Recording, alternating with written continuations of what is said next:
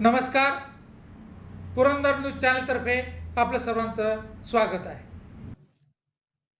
सासवड येथील प्रसिद्ध ज्येष्ठ वकील आदरणीय किखले यांचे चिरंजीव निलेश हे सध्या अमेरिकेत फार्मा इंडस्ट्रीमध्ये वरिष्ठ पदावर आहेत.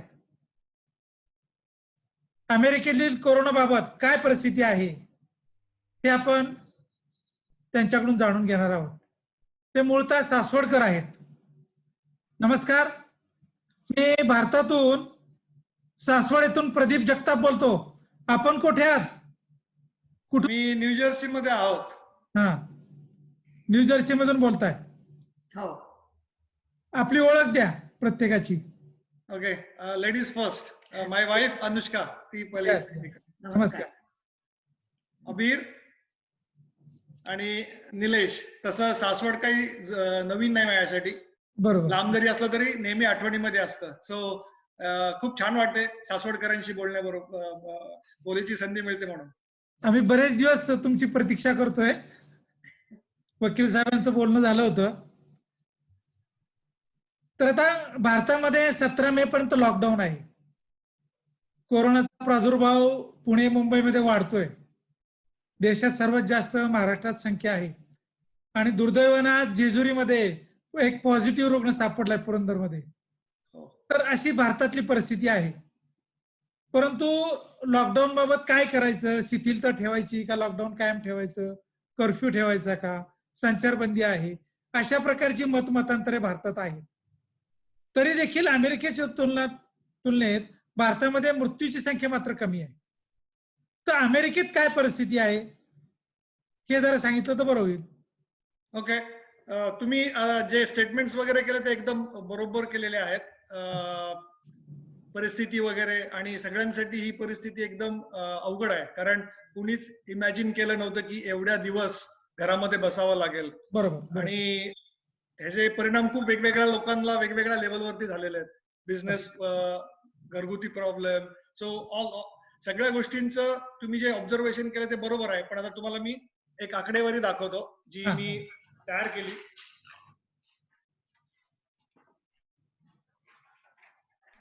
दिसतंय की नाही मला? दिसतंय, सांगितले तरी चालेल. हा, तर तुम्ही जर आकडेवारी बघितली तर सध्या वर्ल्ड मध्ये जवळजवळ 39 लाख लोक अफेक्टेड आहेत आणि साधारणतः 2.74 म्हणजे अराउंड 2.25 लाख लोक गेलेली आहेत. बरं. तुम्ही ते जर इंडियामध्ये बघितलं तर आपल्याकडे साधारणतः, आणि हा डेटा कालचा डेटा आहे, बरोबर, तर तो साधारणतः अराउंड 60,000 लोक अफेक्टेड आहेत. आणि डेथ आहेत ज्या तो साधारणतः 2,000च्या डेथ. हा मला महाराष्ट्र टाइम्सच्या साईट वरून हा डेटा मिळालेला आहे. करेक्ट. तुम्ही जर अमेरिका जर कम्पेअर केली तर अमेरिकेमध्ये आतापर्यंत तुम्ही जर बघितलं तर साधारणतः 12-12.5 लाख लोक अफेक्टेड आहेत. बरं, फार मोठी संख्या आहे. आणि डेथ काउंट जर तुम्ही बघितला तर साधारणतः 75,500 आहे. तर तुम्ही आता हा नंबर बघितला तरी तुम्हाला कळतं की भारतातली परिस्थिती ह्याच्यापेक्षा खूप चांगली आहे. तुलनेत फार चांगली आहे. बरोबर. म्हणजे नंबर्स, आपण फक्त नंबर्स जर मॅथमॅटिकली बरोबर. आणि न्यूजर्सीची जर बघितली तर तुम्ही आता न्यूजर्सी अमेरिकेतला दुसरा हायएस्ट स्टेट आहे ज्याच्यामध्ये कोरोनाचा प्रभाव जास्त आहे. पहिला स्टेट न्यूयॉर्क आणि दुसरा न्यूजर्सी. आणि न्यूजर्सी मध्ये तुम्ही पाहिलं तर साधारणतः 135,000 लोक अफेक्ट झालेली आहेत, म्हणजे साधारणतः 1,35,000. आणि डेथ काउंट इज अराउंड 9,000. म्हणजे हा पण न्यूजर्सी स्टेटचा काउंट इज अख्ख्या भारतापेक्षा खूप मोठा आहे. बरोबर, अगदी बरोबर. म्हणजे आता तुम्हाला कळतंय. आणि दुसरा बेसिकली आम्ही स्टेट मध्ये काउंटीज असतात, तर काउंटीचा काउंट हा वेगळा आहे. पण ओव्हरऑल मुद्दा असा की नुसत्या न्यूजर्सी स्टेट मधली संख्या ही भारतातल्या संख्येपेक्षा खूप जास्त आहे. अगदी बरोबर. सो त्याच्यामुळे प्रगत राष्ट्र आहे अमेरिका. आरोग्यदृष्ट्या इतकं प्रगत राष्ट्र आहे, आर्थिकदृष्ट्या संपन्न देश आहे भारताच्या तुलनेमध्ये. तरी सुद्धा एवढा मृत्यूदर का? आता बघा, आता कसं आहे, पॉलिटिकली स्टेटमेंट मी कुठलं असं काही करणार नाहीये, कारण माझं जे बोलणं हे माझं वैयक्तिक मत आहे. पण जनरल माझं ऑब्झर्वेशन असं आहे की झालं असं की हा जेव्हा न्यूज आली तेव्हा लोकांनी जास्त सिरियसली घेतलं नाही. आणि त्याला मल्टिपल वेगवेगळे फॅक्टर्स असतात. बर. आता अमेरिकेमध्ये वृद्ध लोकांची संख्या, त्याच्यामध्ये कुणाला एक्झिस्टिंग काही कंडिशन्स आहेत का, कुणाला डायबिटीज आहे, कुणाला कॅन्सर आहे. सो ह्या सगळ्या वेगवेगळ्या गोष्टी आहेत त्या बरोबर. एकत्र येऊन हा हे झालेला आहे. आणि सगळ्यात महत्वाचं म्हणजे जेव्हा आपल्याला वर्ल्ड हेल्थ ऑर्गनायझेशन सांगते की सोशल डिस्टन्सिंग पाळा, तर हा. त्याला काहीतरी रिझन आहे. बरोबर. तर हे एक प्रकार आहे की लोक फॉलो होत नाही येतो, त्याच्यामुळे सुद्धा हा काउंट जास्त आहे. सो एक वेगवेगळे फॅक्टर्स आहेत माझ्या मते, की एज ग्रुप आहे, कुणाला आजारी लोकांची संख्या जास्त आहे. म्हणजे सो बेसिकली असं आहे की ज्यांचं वय जास्त आहे, ज्यांची प्रतिकारशक्ती कमी आहे आणि ज्यांना कंडिशन्स लाईक कॅन्सर, डायबिटीज किंवा कुणाला हृदयाचे कुठले प्रॉब्लेम्स आहेत, तर त्यांना जास्त अफेक्ट होतोय हा. सो बरोबर. हा डेटा असं सांगतो. म्हणून काउंट हा जास्त आहे. हे वेगवेगळे फॅक्टर्स आहेत ज्याच्यामुळे अमेरिका प्रगत असली तरी काउंट वाढलेला आहे. पण दुसरी गुड न्यूज अशी की आता सगळ्या बाजूनी प्रयत्न चाललेले आहेत ह्याला आटोक्यात आणण्याचे, आणि मला डेफिनेटली वाटतं की काही ना काहीतरी सोल्युशन निघेल आणि आपली ही जी जनरेशन आहे, आपण ह्या गोष्टीवरती नक्कीच मात करू. आता तुम्ही तुमचं शैक्षणिक गुणवत्ता सांगा. तुमचं शिक्षण कुठं झालं आणि शैक्षणिक आता तुम्ही नोकरी कुठं करता, तुमच्या मिसेस नाही हे सांगितलं तर बरं होईल थोडस. शुअर. माझं शालेय शिक्षण हे माझी आवडती शाळा आपली MES हायस्कूल सासवडची शाळा, तिथे माझं शिक्षण 5वी ते 10वी पर्यंत झालं. 10वी नंतर मी 11वी 12वी पुण्यामध्ये SP कॉलेजमध्ये केलं, आणि SP कॉलेजमध्ये सायन्स मधून पासआउट झाल्यानंतर मी PICT मध्ये माझं इंजिनिअरिंग केलं 4 वर्षाचं. आणि मग इंजिनिअरिंग झाल्यानंतर मी मुंबईला 2 वर्ष होतो, आणि मग मुंबईवरून 98 फेब्रुवारी मध्ये मी अमेरिकेमध्ये आलो, आणि तेव्हापासून अमेरिकेमध्येच आहोत. ऑफकोर्स इंडिया पासून लांब जरी असलं तरी इंडिया मनामध्ये खूप असतं. मला ते डिस्टन्स नाही जास्त वाटत कधी. मिसेसचं काय क्वालिफिकेशन? ओके, मी मूळ जळगावची राहणारी आहे. अरे वा. आणि माझं शिक्षणही जळगावमध्येच झालंय. आणि गेली 10 वर्ष झाले मी अमेरिकेत आली आहे, आणि 10 वर्षापासून इथेच आहे. ऑफकोर्स अधेमध्ये येणं जाणं होत असतं इंडियात, पण 10 वर्षांपासून इथेच आहे. तुम्ही जॉब करता काय? नाही, मी हाऊसवाईफ आहे, फुल time job. Very good, very good. चिरंजीव काय करतो? कोणत्या ग्रुपमध्ये सांग, नाव सांग तुझं आणि तू कुठल्या शाळेत जातो सांग. तुझं नाव सांग आणि शाळेचं, अबीर. आणि शाळेचं नाव सांग. तिसरी. मी तिसरी. अरे वा, मराठी येतंय तुला, म्हणजे तिसरीत आहे. हो. आणि शाळेचं very good, very good, school. Very good. आता अमेरिका आणि भारतात आता तुम्हाला सासवडच्यामध्ये तुमच्या वर्गातल्या काही मित्रांची आठवण येते का? कोण प्रमुख, काय 2-4 नावं सांगता येतील मित्रांची? हो, सांगणार ना. आम्ही रोज कॉन्टॅक्ट मध्ये असतो. आमच्या शाळेचा ग्रुप आहे सासवडचा, त्याच्यामध्ये जवळजवळ एक 50 ते 80 लोक आहोत रोज कॉन्टॅक्ट मध्ये. क्लोज फ्रेंड कोण? क्लोज फ्रेंड आता क्लोज फ्रेंड आता मी असं कुणाला क्लोज वगैरे म्हणणार नाही, कारण मग सगळे म्हणतील आमचं नाव आलं नाही, तुमचं नाव आलं. सो सगळे मित्र क्लोज आहेत. आणि नाव सांगायचं झालं तर शाळेमधले माझे मित्र मैत्रिणी पण आहेत भरपूर जण. आम्ही कॉन्टॅक्ट मध्ये असतो. नाव सांगा आवर्जून. सो आता सांगायचं झालं तर सासवडची आता सासवडमध्ये खूप ऍक्टिव्ह असतात. आपला असलम तांबोळी मुन्ना, आम्ही तो आमचा ग्रुपमध्ये एकदम ऍक्टिव्ह मेंबर आहे. गिरीश कर्नावट आहे, मध्ये त्याचा सत्कार झाला होता, त्याने फोटो पाठवले होते. अजून सांगायचं झालं तर तानाजी सातो म्हणून आहे, ते एक आहेत. सासवडचे मेन लोक म्हणजे जे आता कॉन्टॅक्ट मध्ये असतात तसे जास्त आहेत. मैत्रिणींमध्ये सांगायचं झालं तर रेखा परदेशी, प्रभा झेंडे, ते आमच्या ग्रुप मधले ट्रेकिंग वगैरे खूप करतात. सगळ्यात महत्वाचं म्हणजे संजय कोलते, डॉक्टर संजय कोलते, हे सह्याद्रीमध्ये मोठ्या पदावरती आहेत. खूप माझे चांगले मित्र आहेत. सासवडला मंदाल कुलकर्णी, सोनाली सातपुते, आनंद बोत्रे, हे सगळे आमचे शाळेतले मित्र आहेत. सिमन बोत्रे. आता सध्या तुमची दिनचर्या काय? आता लॉकडाऊनची काय परिस्थिती आहे तिथं तुमच्या गावात, तुमच्या सिटीमध्ये? लॉकडाऊनची परिस्थिती म्हणजे गव्हर्नमेंटनी ऑफिशियल लॉकडाऊन अनाऊन्स केलंय, आणि अकॉर्डिंग टू कोरम तुम्हाला फक्त इसेन्शियल गोष्टीसाठी बाहेर पडायचं आहे, आणि लोक फॉलो करतात.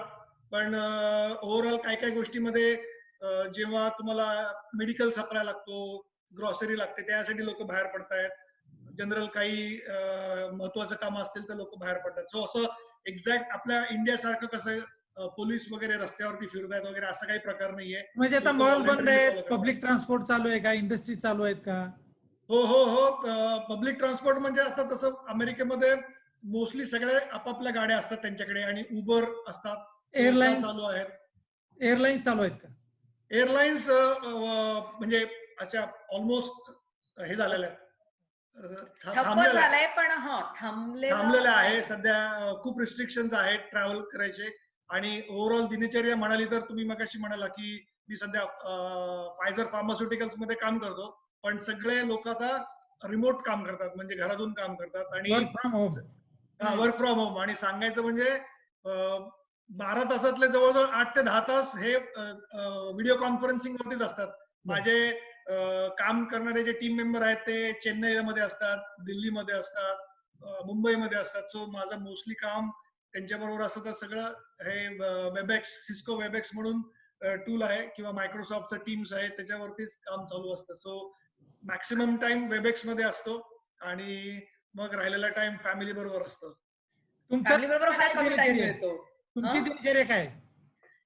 माझं म्हणजे सकाळी कारण आता सगळं बंद असल्यामुळे स्कूल्स वगैरे सगळं बंद आहे. गेली दोन महिने झाले. अबीरचं सगळं ऑनलाईन स्कूलिंग सुरू आहे.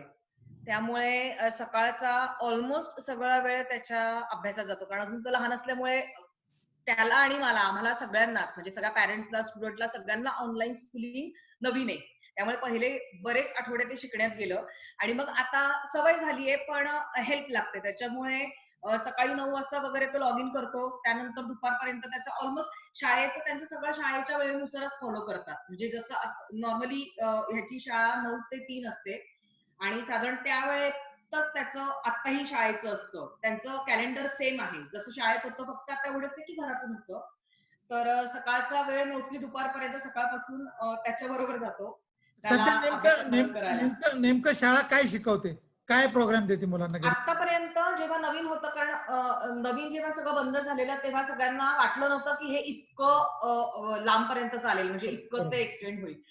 आता असं झालेलं आहे की नवीन त्यांनी जे त्यांना शाळेत शिकवलं होतं, तर त्याची रिव्हिजन त्यांनी काही आठवडे केली आणि मग नंतर त्यांना दिसलं की ही परिस्थिती अजून अशी दिसत नाहीये की शाळा आता रिओपन होतील किंवा काय. सो फायनली मग त्यांचं असं आलं की आता शाळा उघडण्याची कुठली चिन्ह दिसत नाहीये. सो मग आता त्यांनी नवीन अभ्यासक्रम सुरू केलाय, कारण झालेला अभ्यासक्रम किती दिवस घेणार ना, हा प्रॉब्लेम होता. बरोबर. सो आता नवीन अभ्यासक्रम सुरू केलाय. मग आता त्यांच्या झूम मिटिंग होतात लाईव्ह. म्हणजे टीचर झूम मिटिंग घेते आणि मग लाईव्ह मिटिंग मध्ये ती नवीन धडे शिकवते, नवीन अभ्यासक्रम. म्हणजे त्यांना आता एनी हाऊ या वर्षीचा पोर्शन कम्प्लीट करायचा आहे. कंप्लीट करायचं. त्याच्यामुळे आता त्यांचं नवीन सगळं सुरू झालेलं आहे. सगळे विषय त्यांचे नवीन सुरू झालेले. मग त्याला अंडरस्टँडिंग होतंय का त्याला हो. कॅपॅसिटीज आणि ते जे समजून देण्याची जी पद्धत आहे ती सिस्टीम त्यांनी फॉलो केली का? हो. काय होतंय की टीचर म्हणजे त्यांचा रोज सकाळी स्कूलचा अजेंडा येतो. म्हणजे त्याची इंग्लिशची टीचर तिचा जो आहे सगळा तो दिवसभराचा तिचा आजचा सगळा अभ्यास ती सकाळी अजेंडावरती पोस्ट करते. बरं. मग मॅथची टीचर करते आणि मग तो सगळा अजेंडा त्यांनी जसा दिलेला आहे तसा फॉलो करायचा. आणि तर काही प्रॉब्लेम असेल तर टीचर त्यांचं जे आहे स्कूलचं जे पोर्टल आहे किंवा तिला ईमेल केली किंवा टीचरचा लगेच रिप्लाय येतो. सो काही अडचण असेल तर टीचर्स असतातच हेल्प करायला. बरं. आणि अगदीच काही असेल तर मग घरामध्ये आम्ही दोघं असतो. सो आम्ही त्याला हेल्प करतो. आता निलेशजी, संशोधनाबाबत दावा केलाय की लस शोधलेली आहे, अमेरिकेत शोधलेली आहे, जर्मनीने जाहीर केलं, इस्रायलने विशेषतः जाहीर केलं की आम्ही लस शोधलेली आहे. तुम्हाला तर फार्मा इंडस्ट्रीमध्ये तुम्ही आता नेमके काय खरं ऍक्च्युअली काय पोझिशन असेल? हो, म्हणजे सध्या आता तुम्ही बघितलं की जगातले सगळ्यात हुशार लोक, सायंटिस्ट, रिसर्चर सगळ्यांचं एकच ध्येय आहे की करोनावरती मात करायची. त्याच्यामुळे खूप सारा बुद्धिमत्ता लागलेली आहे. त्याच्यामुळे आता तुम्ही बघता की न्यूज सारखे येत आहेत. इंडियामध्ये आपली सिरम इन्स्टिट्यूट आहे जी ऑक्सफर्ड बरोबर काम करते, त्यांचे न्यूज येत आहेत. अमेरिकेमधून न्यूज येत आहेत, इस्रायलची न्यूज येते. सो सगळ्यांचं एकच प्रयत्न आहे की या व्हायरसवरती मात करायची. आणि एखादी व्हायरस जेव्हा बनवायचा असतो त्याची एक कॉम्प्लिकेटेड प्रोसेस आहे जी तुम्हाला मी क्विकली समजून सांगतो की साधारणतः 6 स्टेपची ही प्रोसेस आहे. हा त्याच्यामध्ये पहिलं तुम्ही रिसर्च करावा लागतो बेस्ड ऑन द मॉलिक्यूल आणि तुमचे व्हायरसचा डीएनए वगैरे सगळं समजून घ्यावे लागते सिग्नेचर व्हायरसची. मग नंतर तुम्हाला त्याचे प्री क्लिनिकल ट्रायल असतात म्हणजे ह्युमन्स वगैरे न घेता. मग नंतर क्लिनिकल ट्रायल असते त्याच्यामध्ये 3 फेजेस असतात. लिमिटेड पॉप्युलेशन, थोडीशी वाढलेली पॉप्युलेशन आणि सगळ्यात महत्वाचं फेज 3 त्याच्यामध्ये रॅन्डम सगळे पॉप्युलेशन एकत्र करून प्लसिबो इफेक्ट हे सगळं करून एक तयार होते. मग नंतर फूड अँड ड्रग ऍडमिनिस्ट्रेशनचं अप्रुव्हल असतं.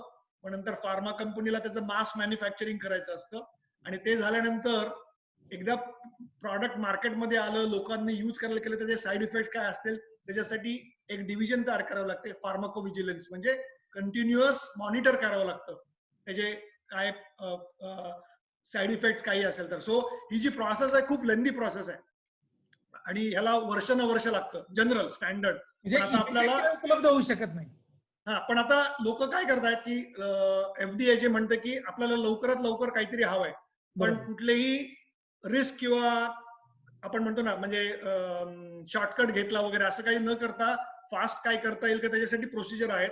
सो त्या फॉलो करतायत. सो आता तुम्ही बघितलं तर गिलेड कंपनी अमेरिकेतली तर त्यांनी एबोलासाठी जे औषध वापरायचे ते खूप इफेक्टिव्ह दिसलं स्टडीमध्ये. बरोबर, म्हणजे बरोबर, त्यांनी बरोबर. होतंय असं की माणसांची रिकव्हरी रेट जो आहे तो 30% कमी झालेला आहे. म्हणजे तुम्ही जर 14 दिवसात बरं होता तर तुम्ही आता 11 दिवसात बरे होत आहे.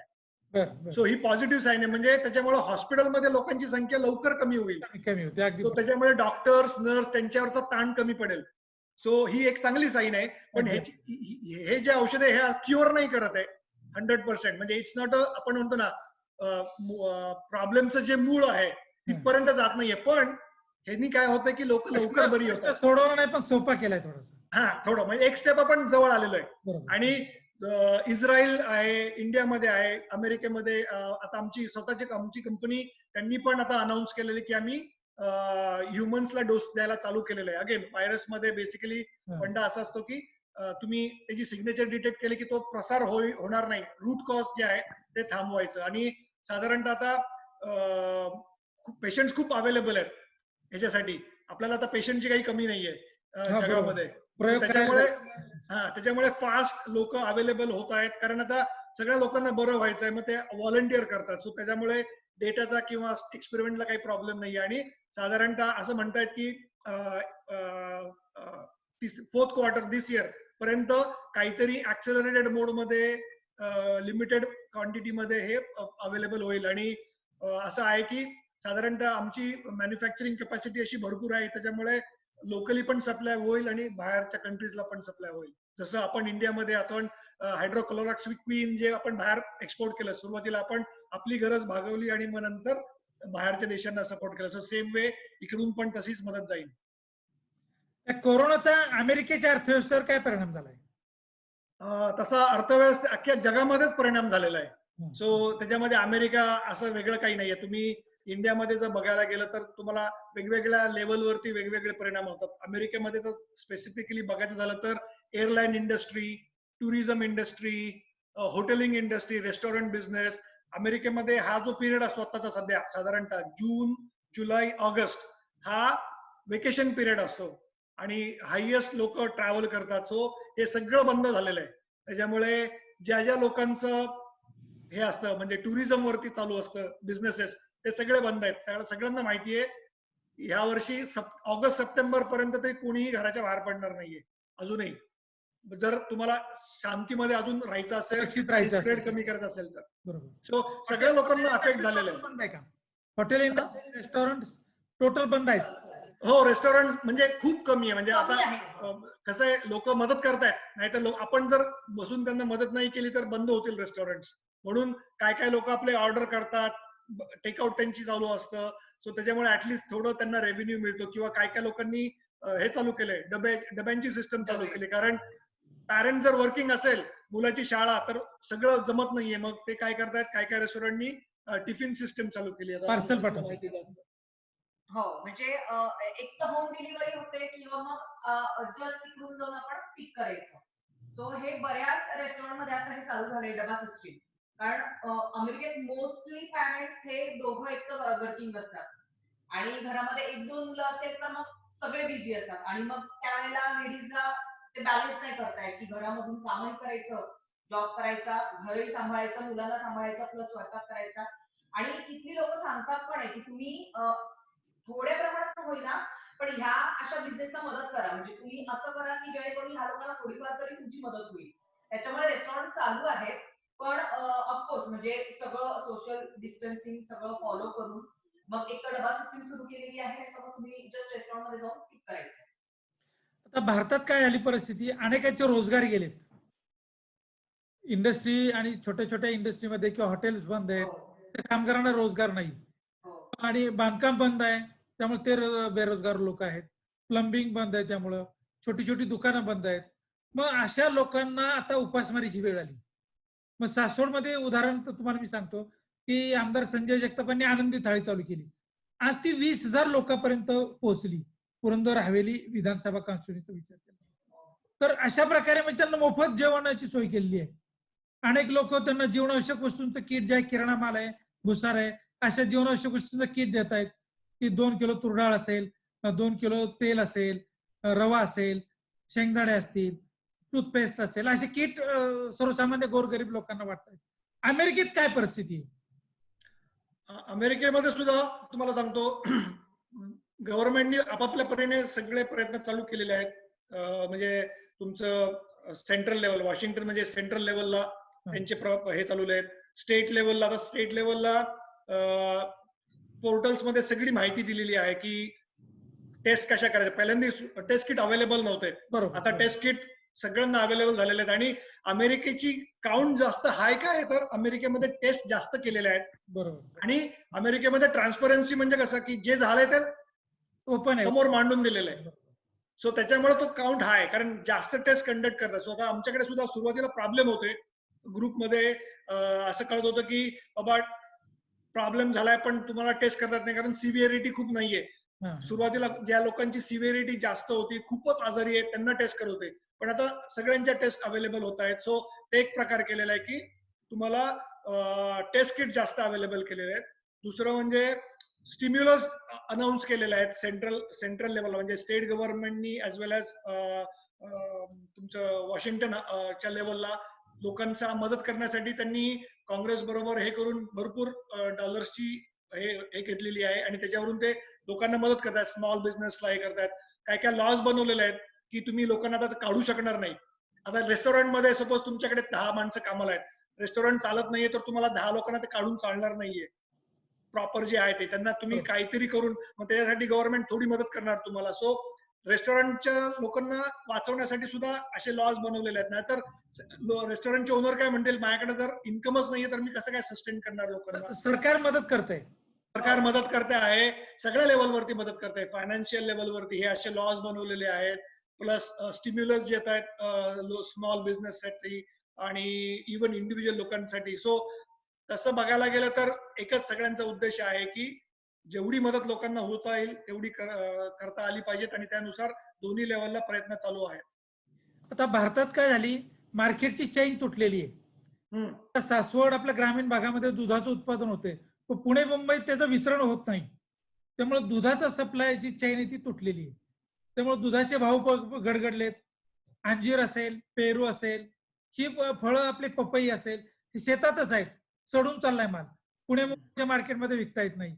फुलांचं मार्केट टोटल पुणे मुंबईत बंद आहे. म्हणजे हा सीझन असतो ऍक्च्युली फुलांचा. म्हणजे हाऊस पॉली हाऊस केलेत लोकांनी, चांगली फुलं भाजीपाला तयार केला जातो, परंतु मार्केट बंद असल्यामुळं त्याचं सप्लाय होत नाही आणि तो माल इथंच नाशवंत खराब होतोय.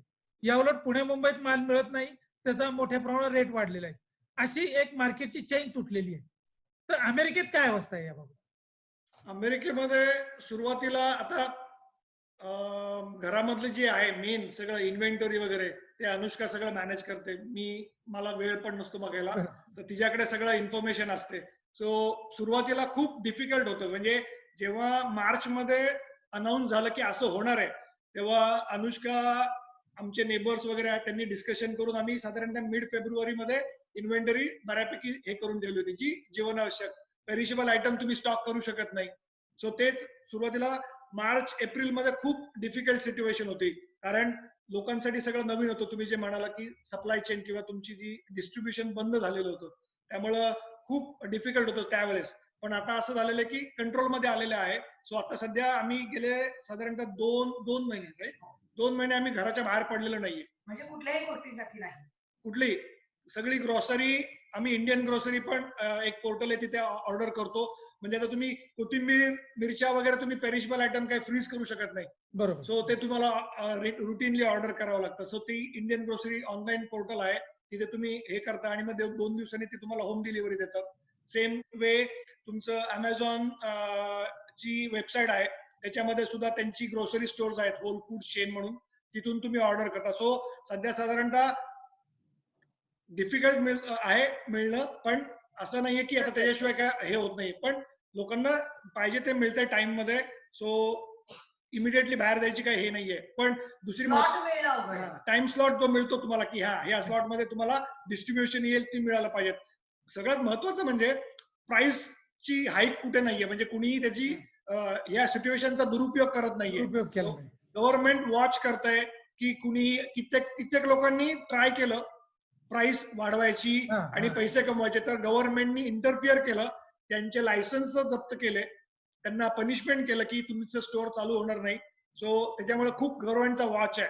सो त्याच्यामुळे खूप चांगलं आहे की असं कुणी उद्या उठलं की आता माझ्याकडे मिल्कचा भरपूर सप्लाय, तर मी तुम्हाला खूप महागाने मिल्क देणार, असं कोणी करू शकत नाही. अमेरिकेमध्ये सध्या खूप वॉच आहे, त्याच्यामुळे प्राइस कंट्रोल हे व्यवस्थित मॅनेज केलेलं आहे. त्यामुळे तुम्हाला असं फक्त तुम्हाला जास्त काय द्यावे लागते की बाबा डिलिव्हरी चार्जेस द्यावे लागतात, विच इज बरोबर. तुम्हाला घर बसल्या जर सामान येत असेल, म्हणजे कारण कोणीतरी रिस्क घेऊन तुम्हाला घरपोच सामान देतं म्हटलं तेवढे charges दिलेच पाहिजे. पण अदर दॅन परिस्थितीचा गैरफायदा कोणाला घेऊन देत नाहीये. भारतात मात्र या रेट वाढलेले आहेत.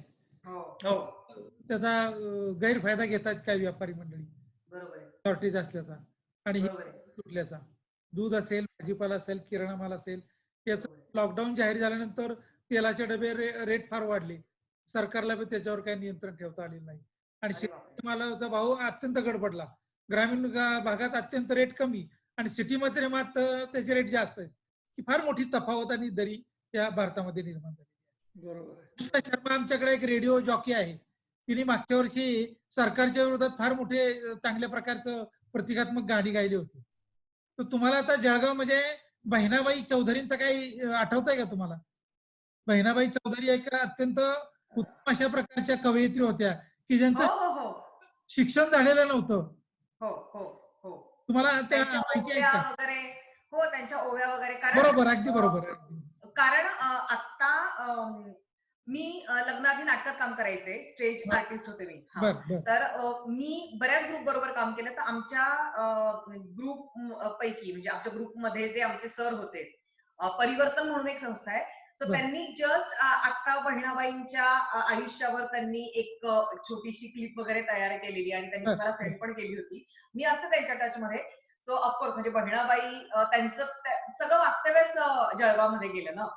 सो नक्कीच म्हणजे त्यांच्या ओव्या वगैरे आहेत. शाळेत असताना कविता आधी असायच्या हाताला असायच्या. चटके मग मिळते भाकर. मग मिळते भाकर, त्या साध्या आणि सोनं सोप्या वढाय भाषेत वढाय. हो, अतिशय हो. जीवनाचं यथार्थ वर्णन केलेलं आहे. अगदी अगदी अगदी. मला काय आठवतंय का बहिणाबाईंची कविता एखादी किंवा काय जातेवरची?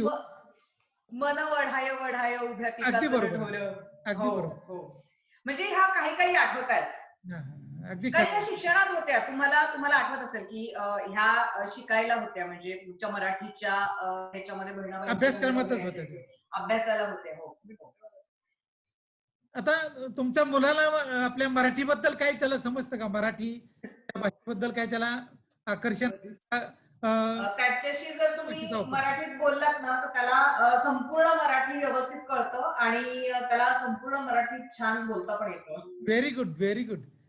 हो. तुझं पूर्ण नाव सांग बाळा. नाव पूर्ण नाव सांग, पूर्ण. अबीर निलेश किकले. Very good. कितवीला आहेस तू? तिसरीत आहे. तिसरीत आहे. तुझं इंग्रजी माध्यम आहे का मराठी? इंग्लिश मीडियम मीडियम कोणतं आहे स्कूलचं? इंग्लिश.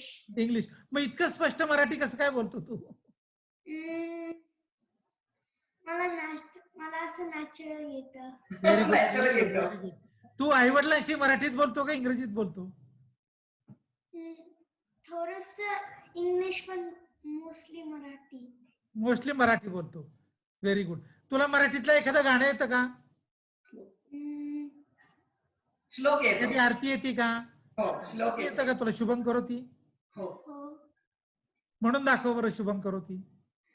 शुभं करोति कल्याणं आरोग्यं धनसंपदा शत्रुबुद्धि विनाशाय दीपज्योतिर्नमोस्तुते दिवा दिवा दीपकार कानी कुंडल मोतीहार दिवाला पाहून नमस्कार सांजेचा दिवा लक्ष्मीचे येवा माझा नमस्कार सदाशिवा सदाशिवा पार्वती विद्या दिग्ग सरस्वती सरस्वतीची सावली आम्हाला विद्या पावली. जय बाप्पा. अरे वा वा वा, शाबास शाबास. थँक्यू. तर भारतीय संस्कृतीचं जतन अमेरिकेमध्ये निलेश तुम्ही केल्याबद्दल आम्हाला अतिशय आनंद होतोय की सासवडची संस्कृती, भारतीय संस्कृती तुम्ही आपल्या मुलावर बिंबवलेली आहे. विशेषतः आईचं कौतुक करायला पाहिजे. मला वाटतं आईने शिकवलेलं दिसतंय. हो. थँक्यू.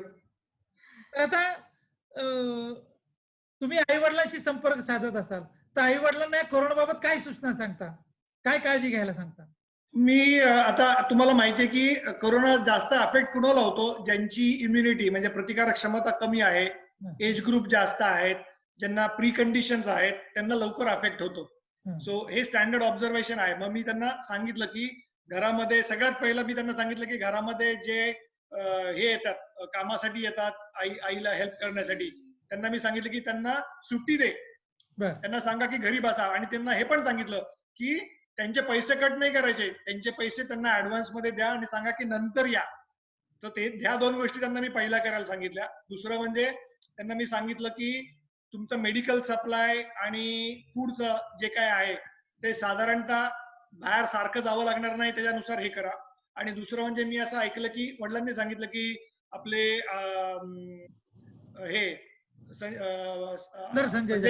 संजय जगताप त्यांनी व्हॉट्सअप ग्रुप तयार केलेले आहेत सिनियर सिटीजन्स साठी. ते हेल्प करतात व्हॉलंटरीली. म्हणजे मला वडिलांनी सांगितलं की मी ग्रुपवरती पोस्ट केलं की बाबा मला हे हवं आहे ग्रोसरी, तर ती संध्याकाळपर्यंत मिळाली. सो ते खूप छान होतं की लोक मदत करतायत. सिनियर लोकांना ती जी मदत हवी आहे ती मिळते. सो मेडिकल त्यांना मी सांगितलं की ज्या आहेत स्टॉक ते हे बनवून ठेवा. साधारणतः जेवढं घरात थांबता येईल तेवढं घरात थांबा.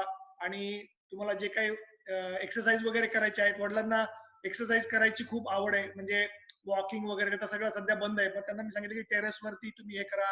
आईला पण सांगितलं की साधारणतः तुम्ही घरामध्ये वॉर्म वॉटर पीत राहा. स्टीम घेताना लाईक स्टीम घ्या, म्हणजे त्याच्यानुसार तुम्हाला तुमच्या श्वसन संस्थेला हेल्प होते. आणि सध्या साधारणतः जेवढं लांब राहता येईल व्हायरस पासून त्या सगळ्या काळजी घ्यायला मी त्यांना सांगितलेलं आहे. आणि रुटीन मध्ये त्यांच्या बरोबर फोन होत असतो आई वडिलांबरोबर. आता अमेरिकेत ही परिस्थिती कधी सुधारेल असं वाटतं तुम्हाला? माझ्या मते आता सगळे लोक ती काय म्हणतात त्याला आपण ती कर्व ट्रेंड फॉलो करतो आहोत की नवीन किती लोक ऍडमिट होत आहेत आणि डेथ रेट कमी झालाय का. सो ते अजून सगळे फॉलो करतायत. सो त्याच्यानुसार साधारणतः मला तरी असं वाटतंय ओव्हरऑल अजून 2 ते 2.5 महिने तरी हे चालेल. जुलै ऑगस्ट पर्यंत ती कर अशा लेवलला येईल की त्याचा व्हायरसचा प्रसार कमी झालेला आहे, नवीन लोक ऍडमिट कमी झालेली आहेत आणि डेथ रेट कमी होईल. सो ह्या सगळ्या फॅक्टर्स एकत्रित येण्यासाठी माझ्या मते अजून साधारणतः 2-2.5 महिन्याचा कालावधी जाईल. आणि सगळ्यात महत्वाचं म्हणजे लोकांनी सोशल डिस्टन्सिंग फॉलो केलं पाहिजे. सो त्या केलं तर आटोक्यात यायची चिन्ह आहेत साधारणतः 3 महिन्यात. अमेरिकेत लॉकडाऊनच्या विरोधात अनेक लोकांनी आंदोलन केले, हे खरं आहे का? हो हो, कारण सध्या अनएम्प्लॉयमेंट नंबर जो आहे अमेरिकेमध्ये, गव्हर्नमेंट त्यांना हेल्प करतं ज्यांना बेरोजगारी जॉब गेलेत. सो तो नंबर सगळ्यात खूप हाय आहे. आणि लोकांना इन्कम कमी झाल्यामुळे काय लोकांचं इन्कम इज रोजंदारी, म्हणजे तुमचा डेली किंवा वीकली ऍक्टिव्हिटीज वरती आहे. रेस्टॉरंट झाले, स्मॉल बिझनेस झाले, किंवा कुणी लेबर मध्ये आहेत जे घराची कामं करतात. आता घरामध्ये बांधकाम वगैरे सगळं बंद आहे. सो त्या लोकांचे खूप हाल आहेत. कॅब्स वगैरे जे चालवायचे, आता लोक ट्रॅव्हल करत नाहीयेत. एअरपोर्ट्स वरती जे बिझनेस होते ते बंद झालेले आहेत. सो त्याच्यामुळे खूप लोकांचे आंदोलन आहेत की हे चालू करा. कारण घरात बसून खूप अडचणींना सामोरं जावं लागतंय, म्हणून ते आंदोलनं आहेत, चालतायत. सो जे काय दिसतंय ते लोकांना बेसिकली आता कंटाळा आलेला आहे की बाबा किती दिवस घरात बसायचं आणि आटोक्यात कधी येणार. सो काय काय लोकांचा पेशन्स जातोय, त्याच्यामुळे ती आंदोलनं आहेत ते दिसतंय. आता प्रायमरी एज्युकेशन मध्ये तुम्ही सांगितलं तुमच्या मुलालाच प्रत्यक्ष तुम्ही त्यामध्ये आहे, परंतु कॉलेज लेवलला कॉलेजचं एज्युकेशन असेल किंवा विद्यापीठ लेवलला जे एज्युकेशन आहे आणि प्रोफेशनल एज्युकेशन जे आहे, इंजिनिअरिंग असेल किंवा इतर MBA असेल, तर या महाविद्यालयांची कॉलेजची काय परिस्थिती आहे? कॉलेजेस चालू आहेत, बंद आहेत, टीचिंग लर्निंग प्रोसेस चालू आहे किंवा काय त्यात बदल केलेत? विद्यापीठांच्या परीक्षा वगैरे त्यांनी रद्द केल्यात का पुढे ढकलल्यात का घेणार आहेत? याची काय माहिती आहे का आपल्याला? हो, हो. आता आपण प्राथमिक म्हणजे अबीरच्या ज्या लेवलला आहेत, त्यांचं सगळं रिमोट एज्युकेशन चालू केलेलं आहे.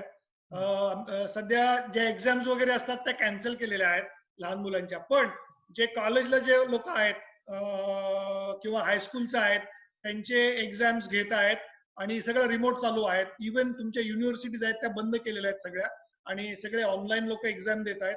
सो जे इंजिनिअरिंग किंवा हायर एज्युकेशन आहेत, सगळे रिमोटली स्टडी करतायत आणि एक्झाम जे आहेत त्या ऑनलाईन देतात. आणि जे लोक कॉलेजमध्ये राहायचे, त्यांचा जो खर्च होता ती फीस लोकांना रिफंड पण केली आहे युनिव्हर्सिटीजनी. सो त्यांना पैसे परत दिलेले आहेत, कारण आता बरं, बरं. युनिव्हर्सिटीमध्ये कोणी राहत नाहीये, हां. कुठले खर्च नाहीये, त्याच्यामुळे त्यांना लोकांना मदत म्हणून एक एक हे की हे दिलं की बाबा आता तुम्ही स्कूल येतच नाही आहात कॉलेजमध्ये किंवा युनिव्हर्सिटीमध्ये, सो कुठला बरं. खर्च नाहीये, त्यामुळे ते पैसे किंवा फीज मध्ये कपात केलेली आहे आणि परत दिले.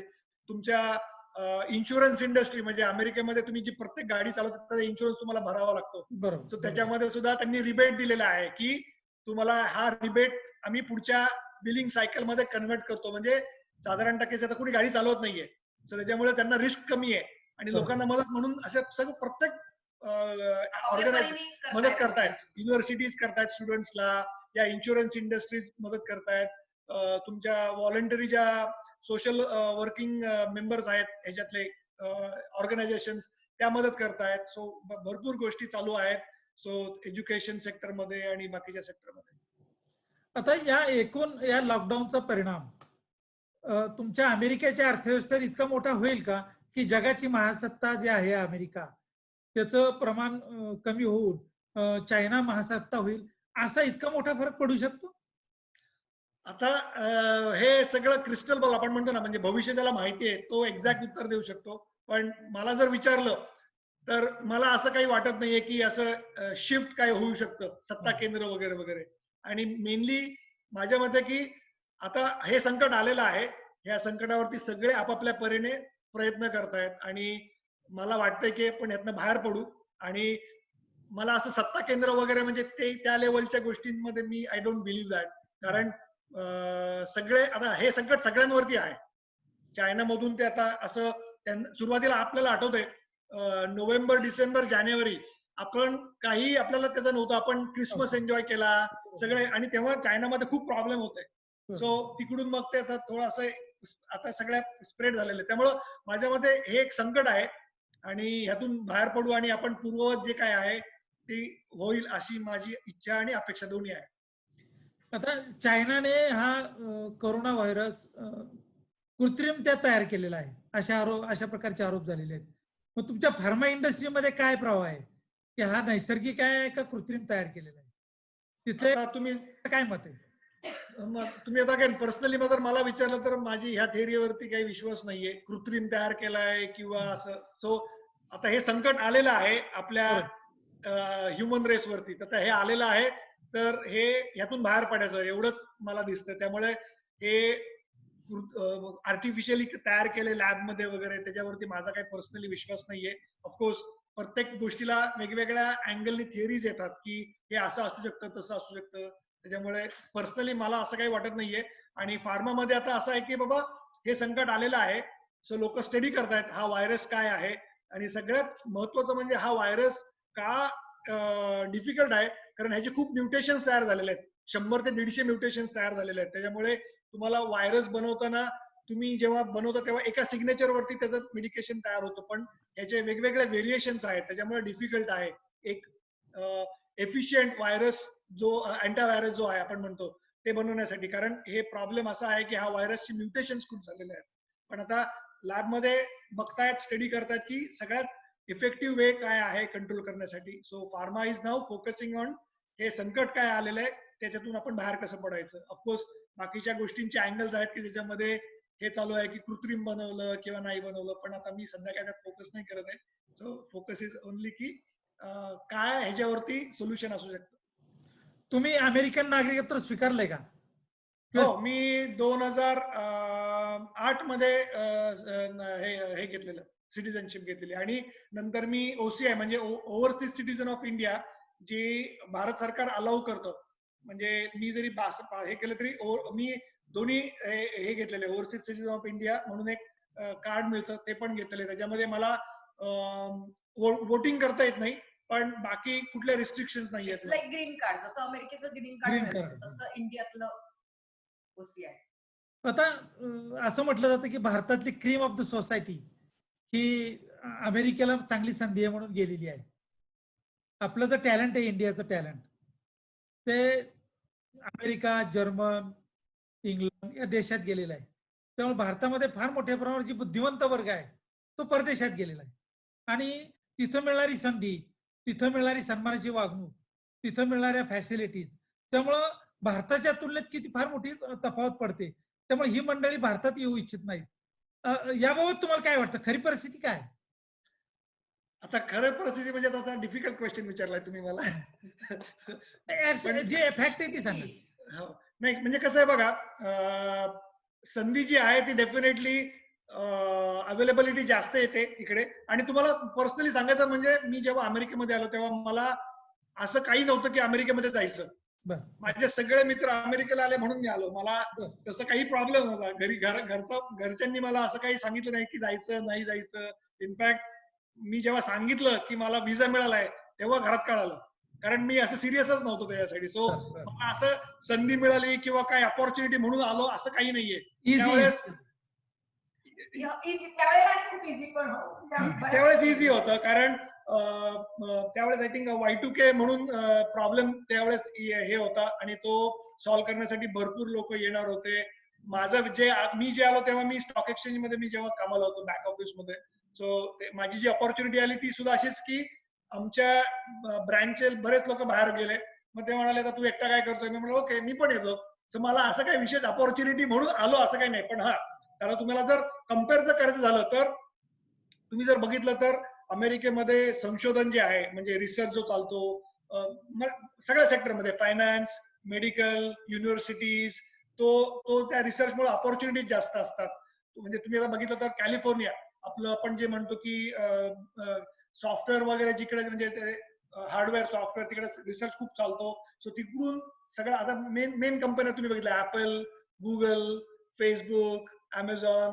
सो तिकडे जास्त अपॉर्च्युनिटीज तयार होतात. So there are various reason की अमेरिकेमध्ये अपॉर्च्युनिटीज जास्त मिळतात. आणि ओव्हरऑल अमेरिकेमध्ये असं आहे की डिस्क्रिमिनेशन नसतं. म्हणजे तुमच्याकडे जर टॅलेंट आहे तर इट डझंट मॅटर की तुम्ही कोणत्या बॅकग्राऊंड मधून आलेला आहात, तुमचं रिलिजन काय आहे, कास्ट, म्हणजे ऑल दोज थिंग्स कधीच मॅटर करत नाहीत.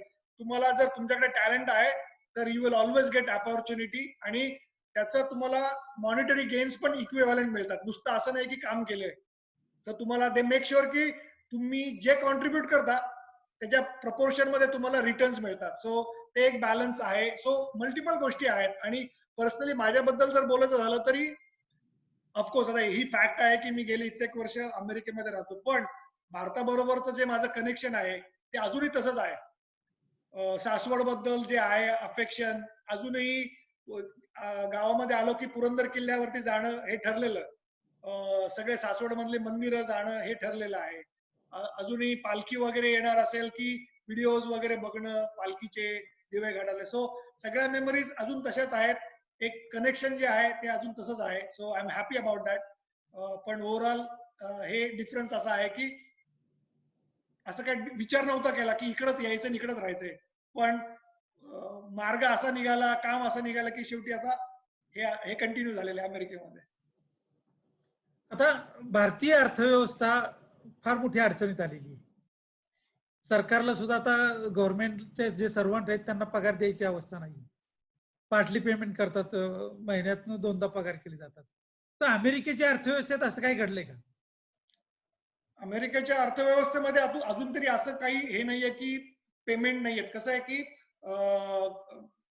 सगळ्यांना प्रॉब्लेम आहेत अर्थव्यवस्थेत, कारण सगळं शटडाऊन झालेलं आहे. म्हणजे महसूल कमी झालेला आहे, टॅक्स जो मिळायचा तो कमी झालेला. आता रेस्टॉरंट किंवा टुरिझम इंडस्ट्री, त्यांना जेव्हा पैसे मिळायचे तेव्हा ते गव्हर्नमेंटला टॅक्स भरायचे. आता त्यांना जर पैसे नाही, त्यामुळे गव्हर्नमेंटचे पण पैसे कमी झालेले आहेत. दुसरं म्हणजे गव्हर्नमेंटचा अतिरिक्त खर्च जास्त वाढलेला आहे. ज्या लोकांना इन्शुरन्स नाहीये, जे आजारी आहेत, त्यांना पैसे प्रोव्हाइड करायला लागतात, बिझनेसला सबसिडी द्यावी लागते. त्यामुळं पैशाची अडचण ही आहे.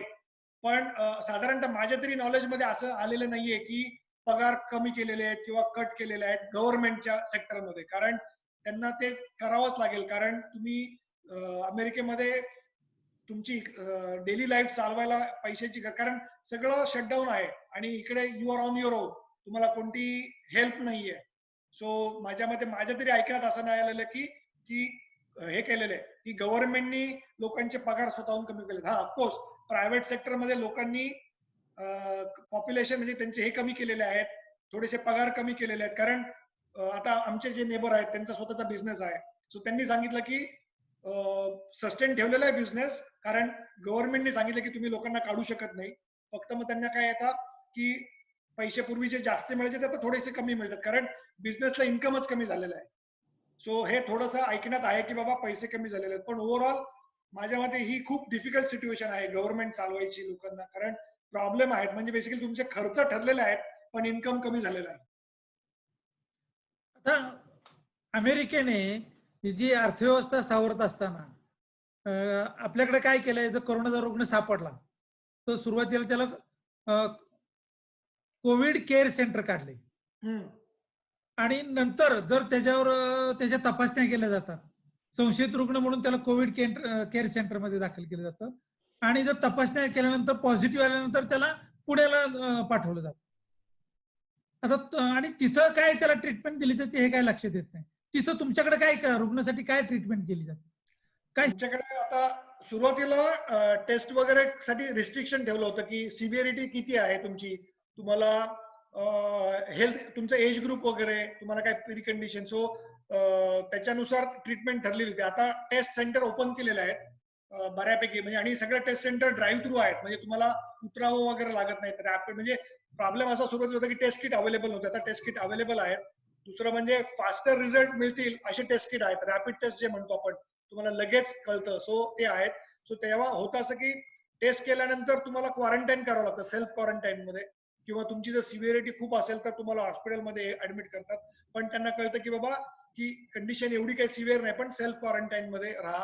आणि मग स्टेट गव्हर्नमेंट किंवा लोकल ऑथॉरिटीज तुम्हाला कंटिन्युअसली फॉलोअप करतात एव्हरी वीक, तुमचे काय सिम्पटम्स आहेत आणि मेक शुअर की तुम्ही घरामध्ये आहात. सो अशा वेगवेगळ्या लेवलवरती ते हे करतात. आता हे मला कशासाठी माहिती, कारण आमच्या 2 ग्रुपमध्ये एका ठिकाणी हे सिच्युएशन अशी होती की एकाला पॉझिटिव्ह आलेलं, तर त्याच्या घरामध्ये मग वाईफला पॉझिटिव्ह झालं. मग त्यांचा एज ग्रुप हेल्दी ग्रुप असल्यामुळे त्यांना इमिडिएट ट्रीटमेंट दिली नाही, पण जेव्हा अवेलेबल झाली तेव्हा ते पॉझिटिव्ह आले.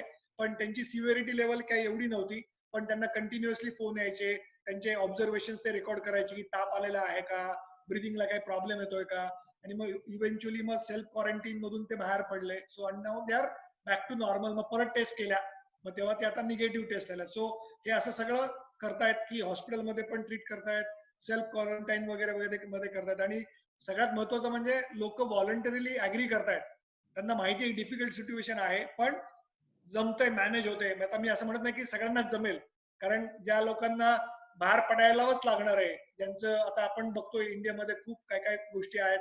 आपले जे कामगार लोक आहेत जे ट्रॅव्हल करतायत, त्यांना घरी जायचंय किंवा ज्यांना बाहेर जावंच लागतंय, सो त्यांच्यासाठी डिफिकल्ट आहे. पण ओव्हरऑल माझ्या म्हणण्यानुसार इकडे आम्ही बघतोय तर हे मॅनेजेबल आहे. लोक फॉलो करतायत, क्वारंटाईन मध्ये राहतायत आणि गव्हर्नमेंट ऑथॉरिटीज तुम्हाला फॉलोअप करतायत, तुमचे ऑब्झर्वेशन रेकॉर्ड करतायत. आणि एव्हरी डे तुम्हाला स्टेट गव्हर्नमेंटचं एक पोर्टल आहे, ऍक्च्युली हे तुम्हाला मी हा न्यूजर्सीचा मॅप आहे, याच्यामध्ये तुम्हाला दिसतंय जे डार्क डे स्पॉट्स आहेत, ज्याच्यामध्ये दिसतंय की किती अफेक्टेड लोक आहेत त्याचा काउंट आहे. तो बबल जेवढा मोठा तेवढं त्याचा अफेक्टेड एरिया जास्त आहे. आणि हा जो वरचा जो एरिया आहे हा area is a vicinity of the New York area.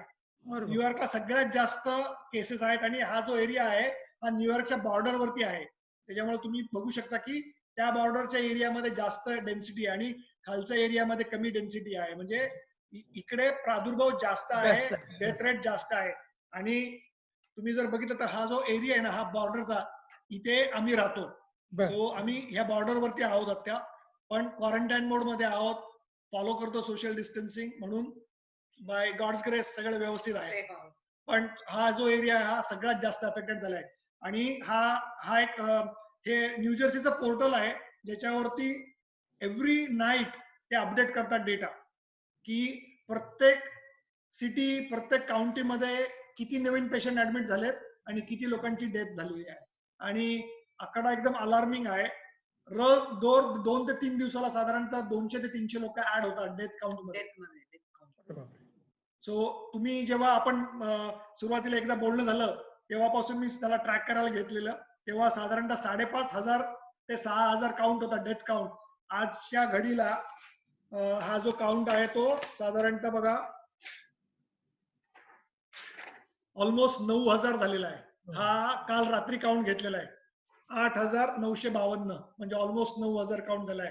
साधारणतः 5 ते 7 दिवसात हा 6,000 वरून 9,000 वरती गेलेला आहे. बराच वाढलाय. पण म्हणजे हे सगळं डेटा अवेलेबल आहे न्यूजर्सी गव्हर्नमेंटच्या वेबसाईट वरती. आता तुम्हाला सरकारी डॉक्टर्स आणि प्रायव्हेट डॉक्टर्स ही कशा प्रकारची ट्रीटमेंट देतात? आमच्याकडे तर बरेच प्रायव्हेट डॉक्टर्स घाबरलेलेच आहेत. त्यांनी प्रॅक्टिसच कमी करून टाकलेली. ते म्हणतात फोनवरच विचारा काय झालंय काय नाही. आणि लॉकडाऊनमुळे काय झालं, लोकांचं आरोग्य सुधारलंय, त्यामुळे पेशंटही कमी झालेले. That's good. हा, तर अमेरिकेत काय परिस्थिती आहे? अमेरिकेमध्ये म्हणजे आता काही जे हॉस्पिटलमध्ये कनेक्टेड जी लोक आहेत ते त्यांना जावंच लागतं. म्हणजे मी साधारणतः बघतोय की डॉक्टर आणि जे ज्यांना हॉस्पिटलशी कनेक्टेड आहेत त्यांना जावं लागतंय, आणि ज्या नर्सेस आहेत त्यांना तर जावंच लागते. आणि सध्या तरी परिस्थिती अशी आहे की हॉस्पिटलची जी कपॅसिटी आहे तुमचे बेड काउंट वर्सेस जेवढे लोक ऍडमिट होत आहेत तो सगळ्या, म्हणजे आपण जे म्हणतो ना की आपल्याला कर्व फ्लॅट करायची, म्हणजे हॉस्पिटलच्या कपॅसिटीच्या पेक्षा कमी लोकांचे इनपुट आलं पाहिजे, म्हणजे ऍडमिट झाले पाहिजेत, ते अजून होत नाहीये. त्याच्यामुळे हा जो प्रॉब्लेम आहे हा अमेरिकेमध्ये पण आहे. आता आमच्या ज्या रेग्युलर अॅन्युअल अपॉइंटमेंट्स असतात एक्झामच्या अॅन्युअल, तर त्या सगळ्या कॅन्सल केल्या डॉक्टरांनी. आम्हाला फोन आले की तुम्ही यायची काही गरज नाहीये, ही सिच्युएशन नॉर्मल झाल्यानंतर या. अबीरच्या पण आमचे अॅन्युअल डेंटल एक्झाम असते, बॉडी चेकअप असतं, त्या पण सगळ्या कॅन्सल झालेल्या आहेत. आणि लोक डॉक्टर मोस्टली रिमोटलीच काम करतात, व्हॉट्सअपवरती किंवा व्हिडिओ कॉन्फरन्सिंग वरती. आणि मेनली लोक घरातच आहेत, जास्त कॉन्टॅक्ट होत नाही, त्याच्यामुळे आजारी कमी पडतायत. आणि आम्ही काळजी पण घेतोय की बाबा असं काही करू नये की ज्याच्यामुळे आजारी पडू आपण आणि डॉक्टरकडे बाहेर जावं लागेल.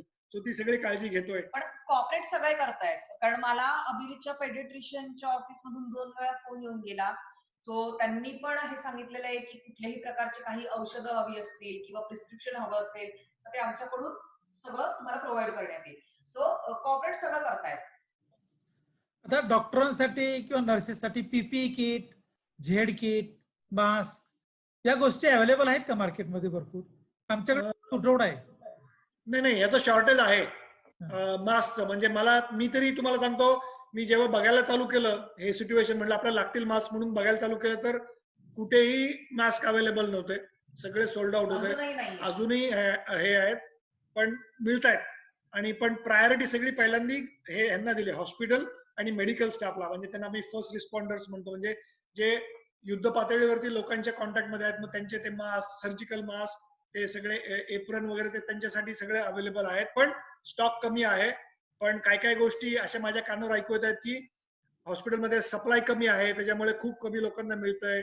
आणि तुम्हाला असं जास्त हे करता येत नाहीये, म्हणजे असं मुबलक असल्यानंतर आपण कसं बाबा वापरलं टाकून दिलं, दुसरा घेतला नवीन, तसं होत नाही. त्याच्यामुळे थोडस जरा प्रॉब्लेम आहे लोकांना. म्हणजे ऍटलीस्ट काही गोष्टी माझ्या कानावर आलेल्या आहेत की नर्सेसला जरा भीती वाटते, कारण सप्लायच नाही ना. कारण तुम्ही जेव्हा पेशंटला ट्रीट करायला जाता आणि तर तुम्हाला प्रोटेक्टिव्ह वेअर काही नसेल तर थोडी भीती वाटणार ना, म्हणून ते तसं थोडं हे आहे, असं ऐकून आहे की सप्लाय शॉर्टेज आहे, पण मेडिकलच्या फील्डमध्ये आहेत त्यांना सप्लाय केलेलं आहे गव्हर्नमेंटने. इजिप्तमध्ये अशी परिस्थिती होती, व्हेंटिलेटर कमी पडले, रुग्णांची संख्या वाढली, मग व्हेंटिलेटर कोणाला उपलब्ध करून द्यायचा? तर त्यांनी निर्णय घेतला की जो सिनियर सिटीजन आहे त्याला सोडून द्या, जो यंगस्टर आहे, जो देशाला पुढे आणखी 10-20 वर्ष का आपल्याला उपयोगी पडेल, अशा लोकांना व्हेंटिलेटर उपलब्ध करून दिले. अमेरिकेत व्हेंटिलेटरचं शॉर्टेज आहे का? हो, सगळ्यात महत्वाचं म्हणजे काय झालेलं आहे की सिच्युएशन काय ही कॉम्प्लिकेटेड आहे. तर आपल्याकडे कॅपॅसिटी जी आहे की आपण किती लोकांना एका वेळी ट्रीट करू शकतो. बरं. प्रत्येक हॉस्पिटलचं ठरलेलं असतं गणित, बेड किती आहेत, म्हणजे माझी इनकमिंग ट्रॅफिक किती आणि आउटगोईंग. पण आता असं झालंय की इनकमिंग एवढं वाढलेलं आहे, आउटगोईंग खूप कमी झालेलं आहे. म्हणजे रिकव्हरी 15 काय लोक, आणि काय लोकांना रिकव्हरी व्हायला 15 दिवस, 30 दिवस, आणि एज फॅक्टर, काय लोक एक्सटेंडेड पिरियड मध्ये. त्यामुळं हा प्रॉब्लेम खूप युनिक प्रॉब्लेम आहे, सगळ्यांना आहे. व्हेंटिलेटरचं शॉर्टेज आहे. आणि तुम्ही पाहायला गेलं तर बऱ्याच लोकांनी, म्हणजे जे आता Bill Gates, Melinda Gates foundation आहे, त्यांनी टेस्ट किट्स अवेलेबल करून दिले आहेत फास्ट. दुसरं म्हणजे फेसबुक, नंतर Tesla, Elon Musk he made I think 5 ते 6 लाख व्हेंटिलेटर बनवलेले आहेत आणि सगळ्यांना सप्लाय केलेले आहेत. सो शॉर्टेज आहे, युनिक प्रॉब्लेम आहेत, लोक हेल्प करतायत, पण ओव्हरऑल सिच्युएशन जी तुम्हाला इंडियामध्ये दिसते किंवा काय, ती पण इथेच आहे कॉमन, की काउंट ऑफ पेशंट्स जो आहे तो खूप हाय आहे आणि जी लोक काळजी घेत आहेत, नर्स, डॉक्टर, ती कमी आहेत. सप्लाय जो आहे तो शॉर्टेज आहे. सो एकदम डिफिकल्ट सिच्युएशन आहे. जे तुम्ही म्हणाला ना, आता ट्रीट कोणाला करायचं एज ग्रुप नुसार. सो हा, आणि मला पण माहिती नाही की कसा डॉक्टर डिसिजन घेतायत, काय करतायत, आणि डिफिकल्ट सिच्युएशन आहे ही सगळ्यांसाठीच. म्हणजे मी तुम्हाला एक गोष्ट सांगते. आता माझं परवा आमच्या खूप चांगल्या परिचयातले आहेत त्या, तर त्यांचा मला फोन आलेला आणि आम्ही असं इन जनरल बोलत होतो. तर त्यांच्या खूप चांगल्या परिचयातलं एक कपल आहे जे ऑलमोस्ट 70 पार केलेले आहे. त्यांना हे सिम्पटम्स, त्यांच्या यजमानांना हे सिम्पटम्स दिसायला लागलेले आणि त्यांना, आणि घरापासून खूप जवळ राहतात त्या, म्हणजे फार काही लांब नाहीये. त्यांना हॉस्पिटलमध्ये ऍडमिट करून घ्यायला जवळजवळ 2 दिवस लागले. त्यांना 2 दिवस हॉस्पिटलमध्ये ऍडमिटच करून घेतलं नाही. म्हणजे मे बी त्याच्या मागे रिझन्स असतील, मे बी त्याच्याकडे बेड्स नसतील, किंवा म्हणजे काहीही कारण असू शकेल. त्यांनी मला सांगितलं की ते दोघेही नवरा बायको पॉझिटिव्ह निघाले. त्यानंतर त्यांची ट्रीटमेंट त्यांच्या मिस्टरांना ऍडमिट करून घ्यायला हॉस्पिटलनी 2 दिवस घेतले. त्याच्यानंतर त्यांना ऍडमिट करून घेतलं. तिथून पुढे त्यांच्यावर ट्रीटमेंट झाली आणि आता असं आहे की ते दोघेही नवरा बायको, आणि कारण एज फॅक्टर, त्या काकू आणि त्या काकांचं वय जास्त असल्यामुळे, काकांमुळे काकूंनाही थोड्या दिवसानंतर त्रास व्हायला लागला. काकूंनाही त्याच हॉस्पिटलमध्ये ऍडमिट केलं आणि आता असं आहे की ट्रीटमेंट नंतर वयाच्या 75 नंतरही ते दोघेही सुखरूप हॉस्पिटलमधून बाहेर आले. अरे वा, व्हेरी गुड. हो. आता तुम्ही या कोरोनाबाबत भारतीय लोकांना, सासवडकरांना काय सांगाल की कशी काळजी घ्या, काय करायला पाहिजे? तुम्ही स्वतः काय काळजी घेता?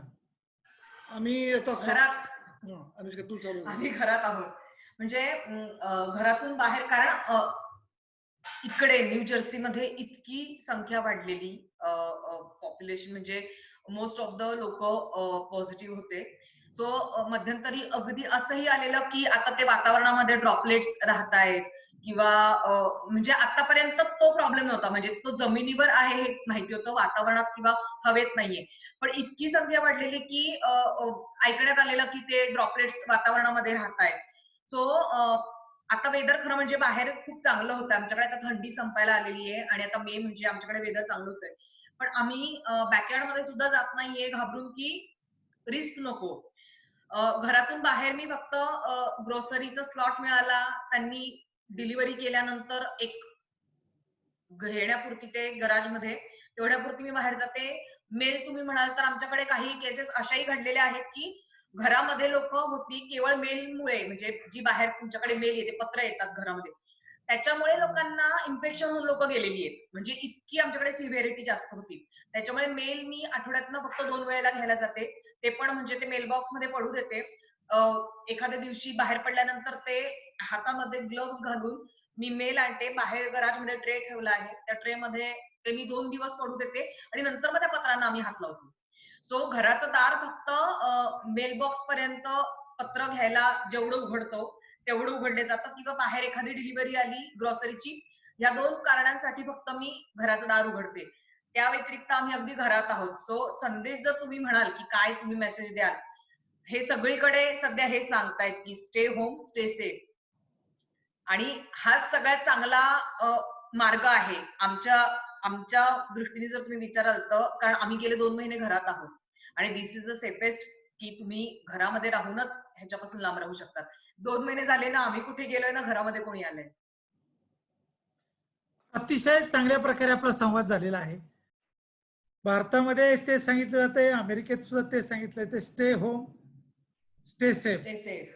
तेच आपल्या दृष्टिकोनात अत्यंत उपयोगाचं आहे. त्यासाठी काही खर्च लागत नाही, परंतु यामुळं मनावर काही परिणाम, मानसिक परिणाम होण्याची शक्यता आहे. भारतामध्ये बऱ्याच लोकांचं टेम्परेचर, मेंटल डिस्टर्ब झालेली लोक आहेत. येस. त्याचा थोडा उद्रेक होताना दिसतो. विशेषतः जे कामगार मंडळी आहेत ते रस्त्यावर येत आहेत, त्यांना त्यांच्या गावाला जायचंय, होमसिक झालेले आहेत, त्यांचा रोजगार संपलेला आहे आणि ते मग रस्त्याने जातात. आज काल एक दुर्घटना घडली, हो, रेल्वे रुळावर चालले होते लोक, औरंगाबाद खलास झालेली आहेत. चालत चालत आपल्या गावी निघाली होती, रस्त्यात जाऊन देत नाहीत. मग रेल्वेने ट्रॅकवर निघाले, दमले, रात्रीचे झोपले, सकाळी मालगाडी आली आणि ते 16 जण जागेवरच खलास झाले. अशी घटना घडली. रस्त्याने सुद्धा असे हजारो कामगार आपल्याला दिसत आहेत की ते मुंबईहून पार राजस्थानला निघालेत, बिहारला निघालेत. हे चित्र अमेरिकेत काय आहे का तसं चित्र? अमेरिकेमध्ये तशी काही सिच्युएशन नाहीये की असं म्हणजे हे खूपच दुर्दैवी घटना आहे. आणि हा प्रॉब्लेम तुम्ही मला विचारला तर कसा सॉल्व्ह करायचा मला पण कळत नाहीये.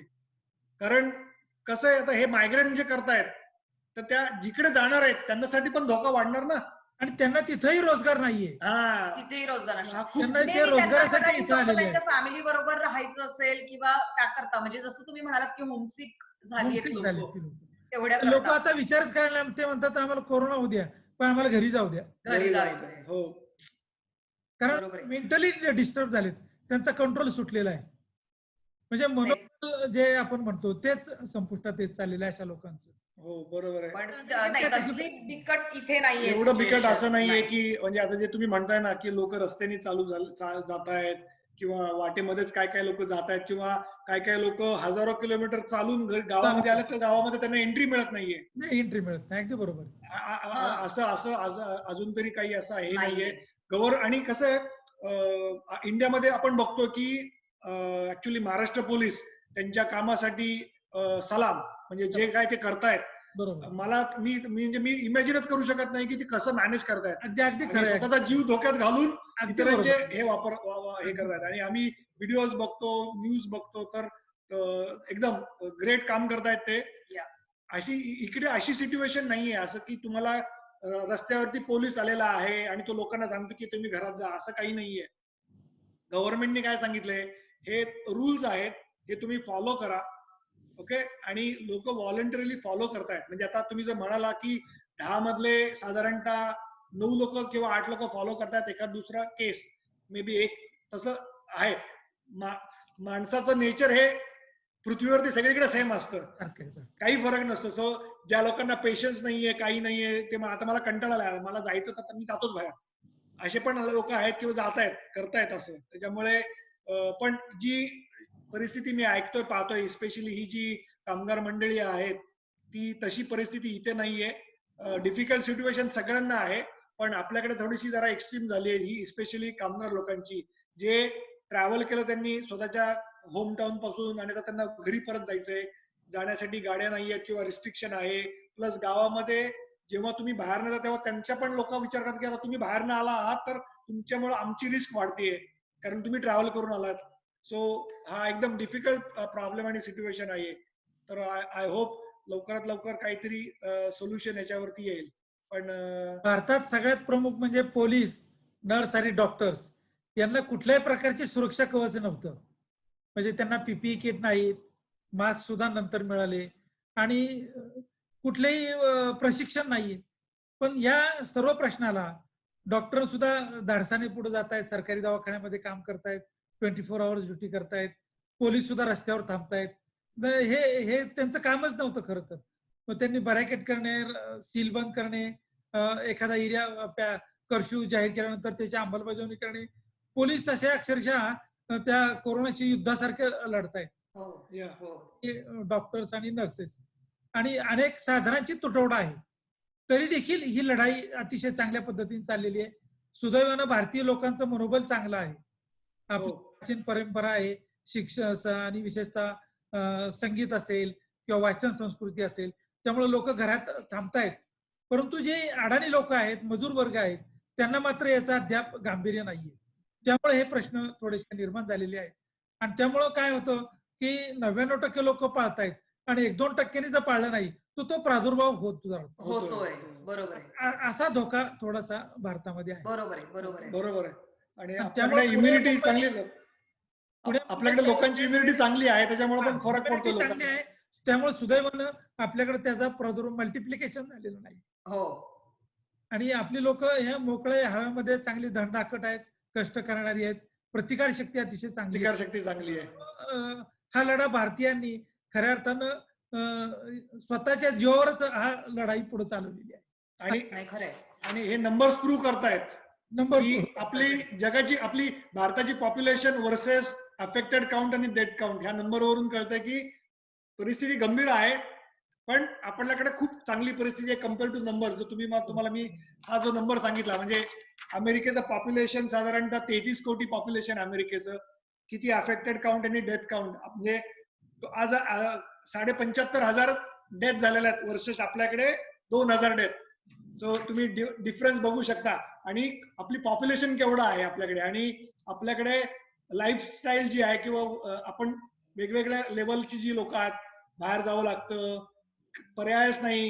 आता आम्ही घरात बसून आहोत, माझं काम चालतं, पण काय काय लोक एवढ्या एक्स्ट्रीम कंडिशन मध्ये राहून सुद्धा आपल्याकडे डेथ रेट कमी आहे. सो हे खूप चांगली गोष्ट आहे. धन्यवाद निलेशजी. आपल्या कुटुंबाबद्दल संवाद साधताना मला अतिशय आनंद झालाय. तुम्ही सासवडचे आहात. सासवडला तुमचा अभिमान आहे सार्थ की तुम्ही तिथे जाऊन आपलं स्वतःचं कर्तृत्व सिद्ध केलेलं आहे आणि तुम्हाला एक उत्तम सहचारणी मिळालेली आहे. तुमचा मुलगा या आहे, त्याने भारतीय संस्कृतीचं परंपराचं जतन केलेलं आहे. त्याने तो नमुना दाखवलाय. तुमच्या मिसेसनी सुद्धा बहिणाबाईचे काही का होईना 2 ओळी सांगितल्या. मला अतिशय आनंद वाटला. तर अशा प्रकारे आपण संवाद चालू ठेवूया पुढं यापुढेही, आणि सासवडकरांना निश्चितच आपला संवाद आवडेल असं मला खात्री वाटते. हो धन्यवाद. हो, आम्हाला पण थँक्यू. छान वाटलं. आणि Thank you. सर्व सासवड बंधू भगिनींना नमस्कार. आणि तुम्ही नेहमी आठवणीमध्ये असता आणि या परिस्थितीमध्ये पेशन्स ठेवा, हेल्थकडे लक्ष ठेवा. जेवढं जमेल तेवढं. मी घरामध्ये सूर्यनमस्कार वगैरे करतो, कारण बाहेर जाता येत नाही. अरे वा, अरे वा, व्हेरी गुड.